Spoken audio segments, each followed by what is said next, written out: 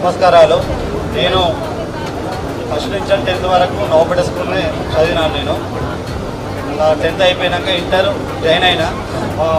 పరిస్థితులు బాగాలేక నేను 5 years ఆటో తోలినా. 2010 నుంచి 2015 వరకు నేను ఆటో తోలినా. ఆటో తోలి అక్కడి నుంచి ఇక్కడ 5 రూపీస్ 10 రూపీస్ బస్ ఛార్జీలు ఏమి మిగులుతలేదని మా మామయ్య సిటీలో ఉంటాడు.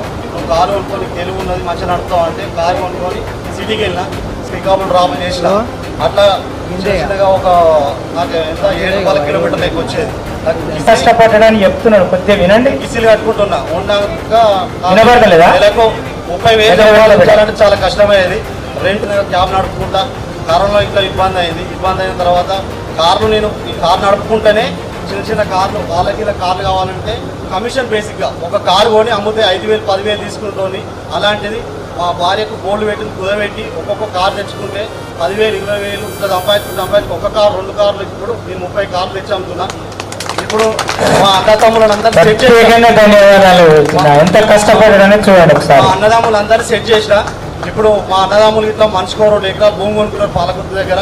నేను ఇట్లా సిటీలో 40 లక్షలు పెట్టి ప్లాట్ కొన్నాను. 40 లక్షలు ప్లాట్ కొన్నాను. పిల్లలకు ఒక 5-5 లక్షల రూపాయలు వేసినాను. నా బంగారం ఎంత అయితే మా భార్యకు అప్పుడు నాకు కష్టం వచ్చినప్పుడు అమ్ముకున్నాను. ఈ 3 yearsలో నేను ఒక 25 తులాల బంగారం కొనుక్కున్నాను. 25 లక్షలు ఇప్పుడు 25 తులాలు కొనుక్కున్నాను. ఇవాళ నా బిజినెస్ ₹1 కోటి బిజినెస్ నాది. మామూలుగా 1 కోటి రూపాయల బిజినెస్. నేను ఫైనాన్స్ ₹1,00,000 ఉన్నా వాళ్ళకి వెళ్ళకుండా నేను ముందటుండి వాళ్ళకి ఫైనాన్స్ చేసి బండి ఇప్పిస్తాను.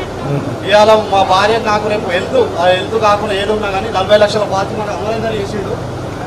సంవత్సరానికి 1,20,000 కడతాను. మా పెద్ద పాపకి స్టార్ హెల్త్ కదా సార్.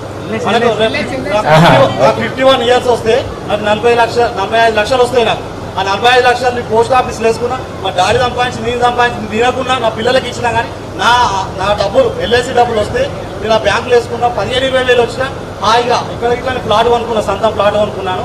నేను మించుమించు ఒక 1,50,00,000 సంపాదిస్తాను నా సొంత పరంగా. మా అన్నదమ్ములు అలాగా నేను అలాగా అందరికీ మా వాళ్ళకు ఇక్కడ కొంతమందికి సెట్ చేసిన.